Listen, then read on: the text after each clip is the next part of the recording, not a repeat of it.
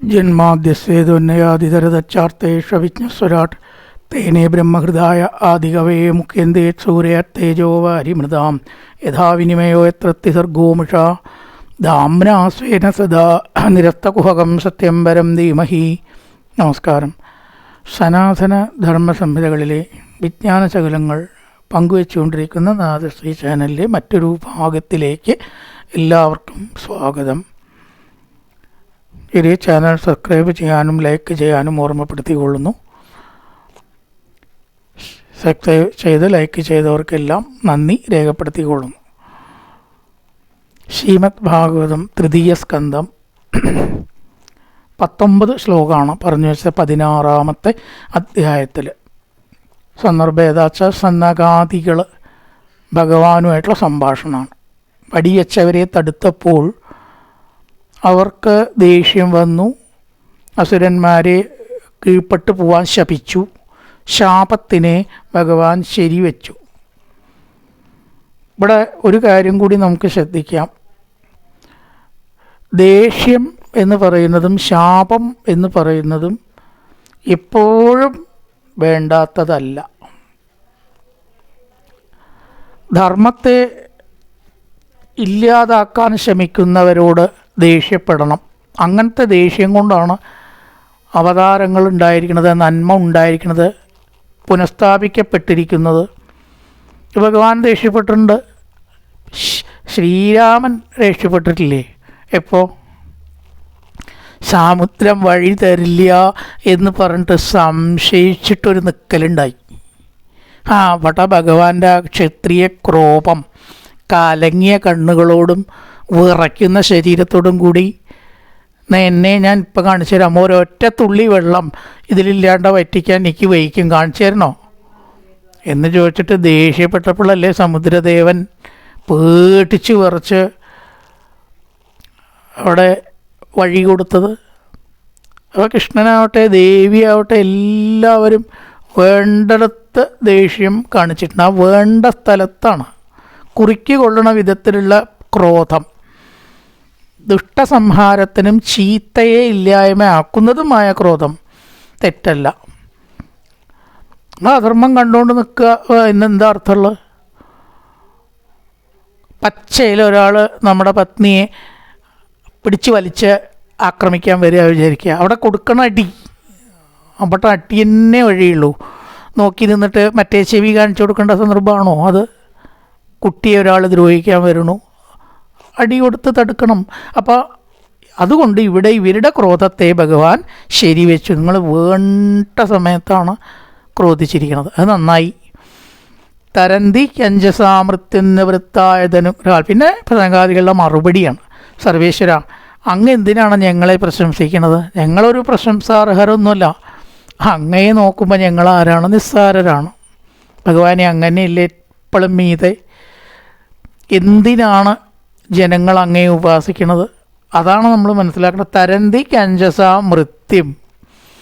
ആത്യന്തികമായിട്ട് ആത്മീയം എന്ന് പറയുന്ന സംഹിതകളുടെ ലക്ഷ്യം എന്താ? അതില്ല അതുകൊണ്ട് ഭഗവാനോട് കരയലല്ല, മൃത്യുവിനെ ജയിക്കണം. തരന്തി അഞ്ചസാ മൃത്യും നിവൃത്ത യദനുഗ്രഹാർ. ആ മൃത്യുവിനെ ഇല്ലാണ്ടാക്കുമ്പോൾ മൃത്യുഭയവും ഇല്ലാണ്ടാവും. മൃത്യുവാണല്ലോ മൃത്യുഭയത്തെ ഉണ്ടാക്കുക. മൃത്യുവില്ലാച്ചാൽ മൃത്യുഭയം ഉണ്ടോ? ഇനി ഒരു ജന്മമില്ല എന്നുള്ള പരമമായ ലക്ഷ്യം ആരും ശ്രദ്ധിക്കലില്ല. അത് എന്നാൽ അതിനു വേണ്ടിയിട്ടാണ് മൃത്യുഞ്ജയഹോമം ഏർപ്പാടാക്കി. അതും കൂടി ഇപ്പം എന്തിനാ നമ്മൾ ചെയ്യണം? മരണം ഇല്ലാണ്ടിരിക്കാൻ, ഈ ശരീരത്തിൽ മരണം ഇല്ലാണ്ടാവാൻ ഏത് മൃത്യുഞ്ജയഹോമം കൊണ്ടാണ് പറ്റുക? സാധ്യത. മരണം അതിൻ്റെ സമയത്ത് വന്നിരിക്കും, അതിനൊരു സംശയമില്ല. ആ മൃത്യുഞ്ജയ ഹോമം അല്ലെങ്കിൽ മൃത്യുഞ്ജയം അവിടെ ശരിക്കും നല്ലോണം തെറ്റിയിട്ടാണ് നമ്മൾ ചെയ്യണം. എല്ലാവരും ചെയ്യണ്ട. മൃത്യുഞ്ജയോമത്തിന് ചീട്ടാക്കി പനിക്കര് പറഞ്ഞിട്ടുണ്ട്, കുട്ടിക്കൊരു മരണയോഗ. അങ്ങനെ മൃത്യുഞ്ജയോമം നടത്തണ്ട. മൃത്യുഞ്ജയ ഹോമം ത്രയംബകം യജാമകേ സുഗന്ധിം പുഷ്ടിവർത്തനം മൃവാരുഗമിവ ബന്ധന മൃത്യോർമുക്ഷീയമാ അമൃതാത്. അതിൻ്റെ അർത്ഥം ഒന്ന് ആലോചിച്ച് നോക്കൂ. മാ അമൃതാത് എന്ന് പറഞ്ഞാൽ അമൃതത്തിൽ നിന്ന് എന്നെ ഒരിക്കലും വേറെയാക്കരുതേ. സദാ അമൃതത്തിൽ മുക്കി നിർത്തണേ. സദാ.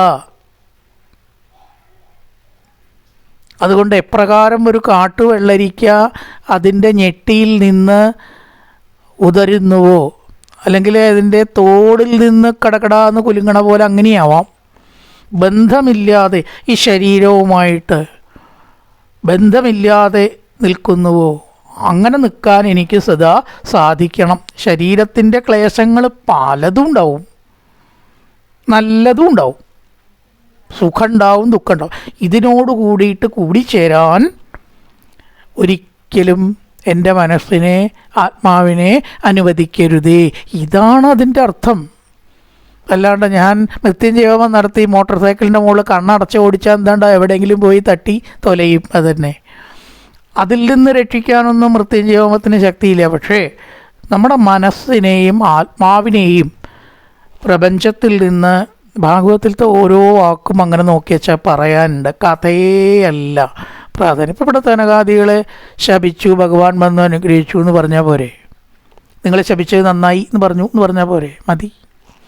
കഥയ്ക്കത്രേ വേണ്ടു. പക്ഷെ അതൊന്നും അല്ലല്ലോ ഭാഗവതത്തിൻ്റെ ഉദ്ദേശം. എവിടേക്ക് ആത്മതത്വം പറയാൻ പറ്റുമോ അവിടെയൊക്കെ കുത്തിത്തിരക്കിയിട്ട് നമുക്ക് കാണാം.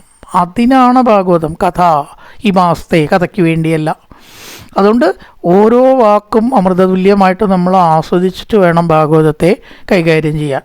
തരന്തി ഹ്യഞ്ജസാമൃത്യം, ഇതിനാണ് ഉപാസന. നിവൃത്ത യദനുഗ്രഹാത് യോഗിന സ ഭവാൻ കിംസിത് അനുഗ്രഹിക്കേത യത്പരൈ. സംസാര ദുഃഖത്തെ കടക്കാൻ സർവേശ്വര അങ്ങേ ഭജിച്ചവർക്ക് സാധിക്കുന്നു. അങ്ങനെയുള്ള നിന്ദരോടെ അന്യന്മാരുടെ അനുഗ്രഹിക്കപ്പെടേണ്ടത് എന്തിനാ? പിന്നെ ഞങ്ങളുടെ അനുഗ്രഹം അങ്ങേക്ക് എന്തിനാ? അങ്ങയെ ഭജിച്ചവർ സംസാര ദുഃഖത്തിൽ നിന്ന് രക്ഷപ്പെടുന്നു എന്നിരിക്കെ ഞങ്ങളുടെ അനുഗ്രഹം വേണം എന്ന് അങ്ങ് എന്തിനാ പറഞ്ഞത് എന്ന് ഞങ്ങൾക്ക് മനസ്സിലാവണില്ല.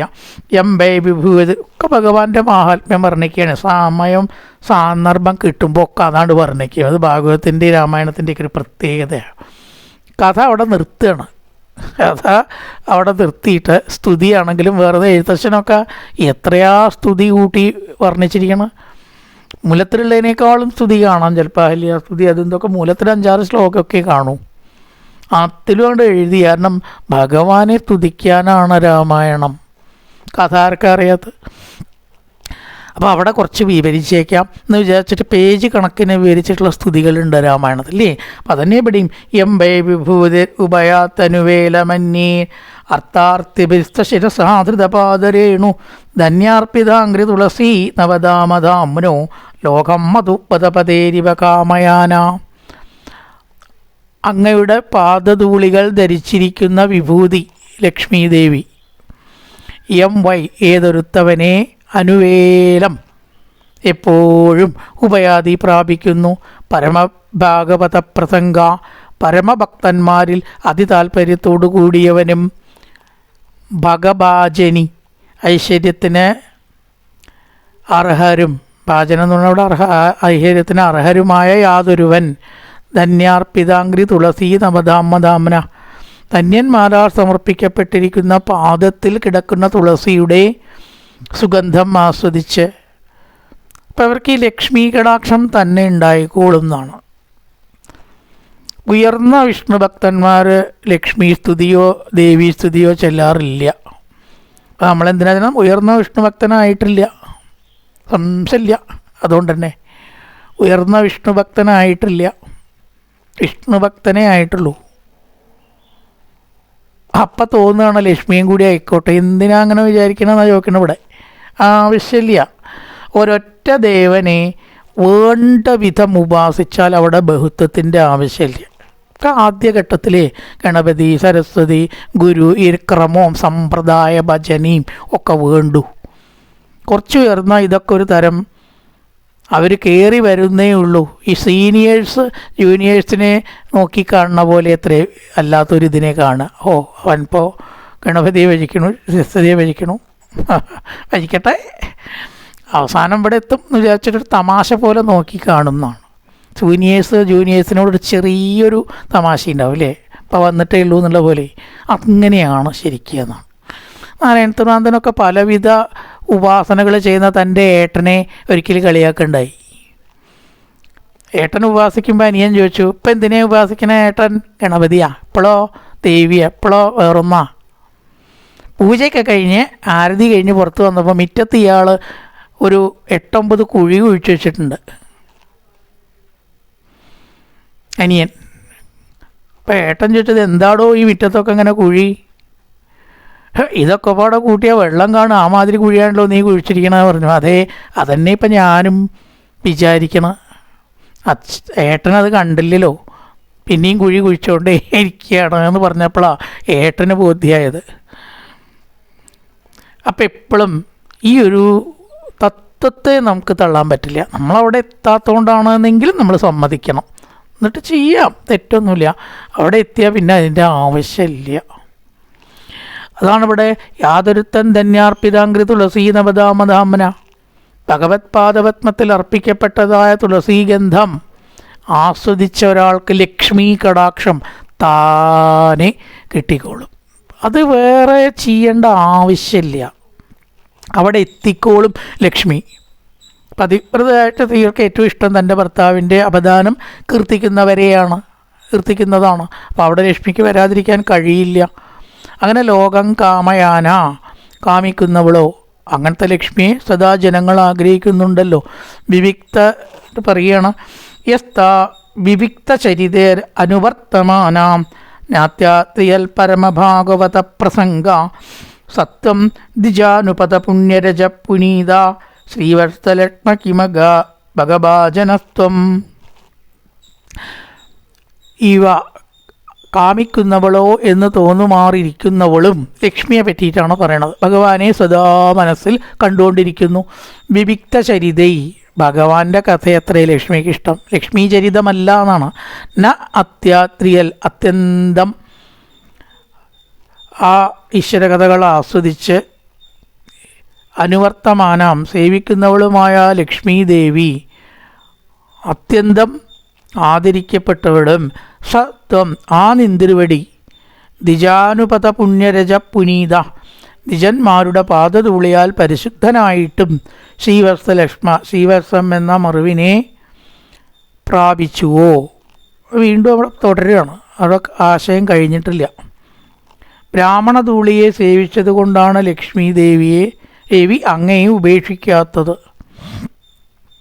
അപ്പോൾ ബ്രാഹ്മണരുടെ മഹത്വത്തെ ലക്ഷ്മിയും അംഗീകരിക്കുന്നു. ലോകത്തിലുള്ളവ ബ്രാഹ്മണരെ ആദരിക്കണം എന്ന് കാണിക്കാൻ വേണ്ടിയിട്ടാണ് ഇതൊക്കെ പറയണത്.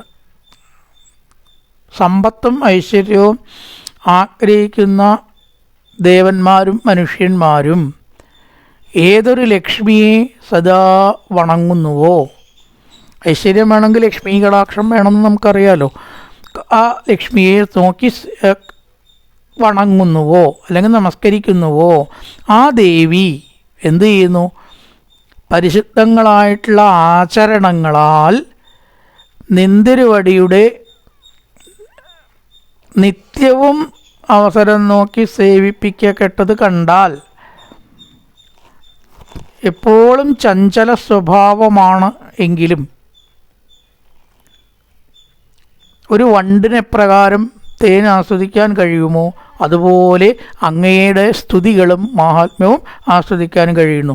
അത് ആസ്വദിച്ച് ഭഗവത് ഭക്തന്മാരുടെ അടുത്ത് ലക്ഷ്മി സദാ വസിക്കുന്നു.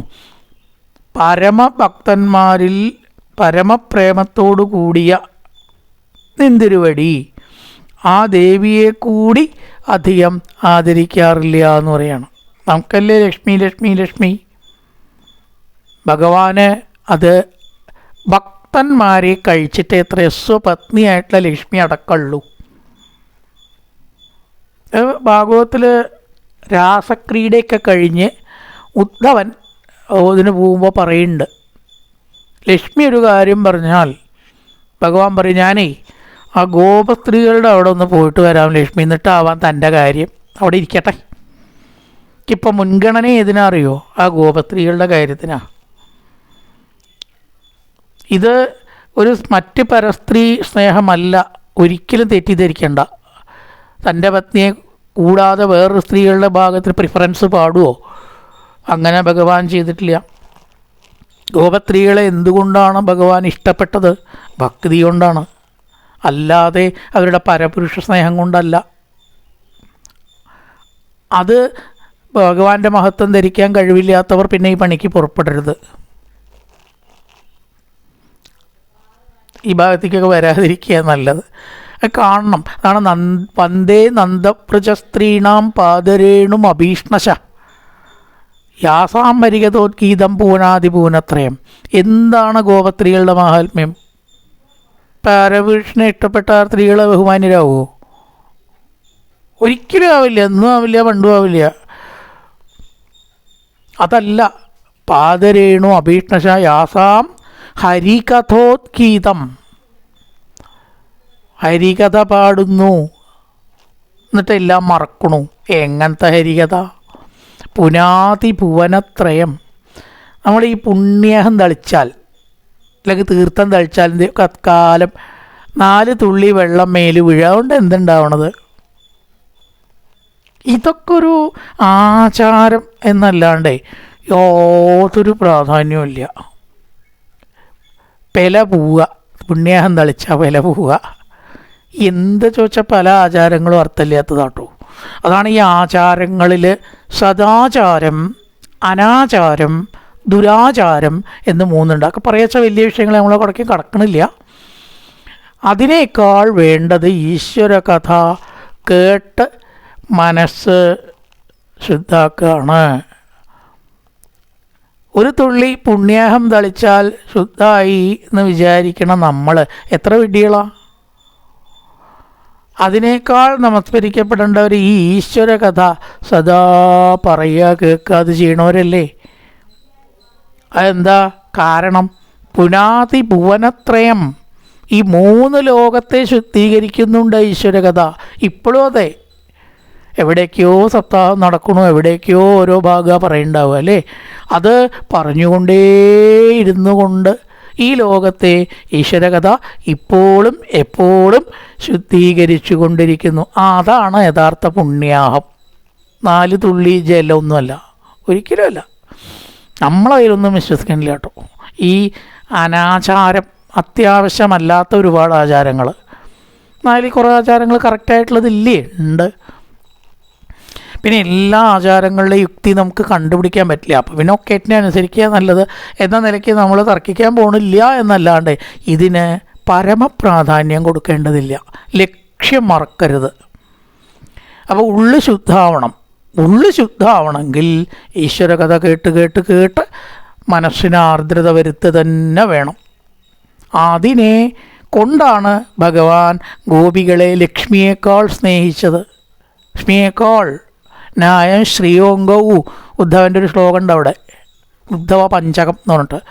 ലക്ഷ്മി ദേവിയെ അങ്ങ് ഗോപസ്ത്രീകളെ ബഹുമാനിക്കുന്ന പോലെ ബഹുമാനിക്കുന്നില്ല.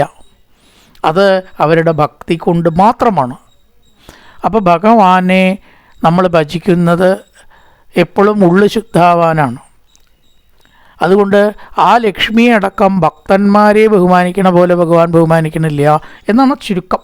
എംബൈ വിഭൂതിരുപയ തനുവേലമന്യേരർത്ഥാർത്ഥവിസ്തശിരസ തൃതപാദരേണു ധന്യാർപ്പിത അങ്ക്രി തുളസി നമ ധാമധാമനോ ലോകം മധുപദപതേരിവ കാമയാന. വണ്ടേ പ്രകാരമാണ് തേൻ കുടിക്കാൻ ആ പൂവിൽ സ്ഥിരമായിരിക്കുന്നത്. അതുപോലെ ലക്ഷ്മി ദേവി സദാ അങ്ങയുടെ കൂടെ മാത്രമല്ല, അങ്ങയുടെ ഭക്തന്മാരെവിടെ ഈശ്വരമാഹാത്മ്യം പറയുന്നു അവിടെ ഉണ്ടാവും, അവിടെ ഐശ്വര്യം ഉണ്ടാവും, അവിടെ ഒരിക്കലും അധപ്പതനം ഉണ്ടാവില്ല എന്നാണ്. ആ ലക്ഷ്മിയെ ഭക്തന്മാരെ ബഹുമാനിക്കണ പോലെ ഭഗവാൻ ബഹുമാനിക്കുന്നില്ല. രണ്ടാന്തരായിട്ട് തന്നെ കണക്കാക്കിയിട്ടുള്ളൂ. ലക്ഷ്മിയൊന്നും ഭഗവാൻ ഒരു പ്രശ്നമല്ല എന്നർത്ഥം. യസ്താ വിവിക്തചരിതേർ അനുവർത്തമാനാം നാത്യാദ്രിയൽ പരമഭാഗവത പ്രസംഗ സത്യം ദ്വിജാനുപത പുണ്യ രജ പുനീത ശ്രീവത്സലക്ഷ്മകിമക മകഭാജനത്വം. ശ്രീലക്ഷ്മത്തെ ഭരണമാക്കിയവൻ ഭഗവാന്റെ മാറത്താണല്ലോ ലക്ഷ്മി. ആ ലക്ഷ്മിയെ കൂടി ഭഗവാൻ ഭക്തന്മാരെ ബഹുമാനിക്കുന്ന പോലെ ബഹുമാനിക്കാറില്ല. ധർമ്മസ്യതേ ഭഗവതത്രിയുഗത്രിഭിഷ്ടൈ പത്മിച്ചരാചരമിതം ദ്വിജദേവതാർത്ഥം നൂനം മൃതം തദഭിഘാതി രജത്തമച്ചത്തേനോ വരദയാ തനുവാ നിരത്യ. 3 യുഗത്തിലും അവതരിക്കുന്ന ഭഗവാനെ കലിയുഗത്തിൽ ഭഗവാൻ അവതരിക്കില്ല എന്നാണ്. കറ്റ്കിയുടെ അവതാരമായിട്ട് വരാൻ പോണൂന്ന് മാത്രം, ഇതുവരെ അവതരിച്ചിട്ടില്ല. ബാക്കി എല്ലാ 9, 22 അവതാരം അങ്ങനെയൊക്കെ പറയുന്നുണ്ട്. 10 അവതാരം ഇല്ലല്ലോ ഭാഗവതത്തിൽ, 22 അവതാരം. അതൊക്കെ കലിയുഗമല്ലാത്ത യുഗത്തിലാണ്. അതാണ് 3 യുഗത്തിൽ എന്ന് പറഞ്ഞത്. 3 യുഗത്തിൽ അവതരിക്കുന്ന ഭഗവാനെ ത്രിയുഗ സംബോധന. ധർമ്മസ്യ ഭഗവത തേ, ധർമ്മത്തിൻ്റെ ഭഗവാൻ അല്ലെങ്കിൽ മൂർത്തിയായിരിക്കുന്ന അങ്ങയുടെ,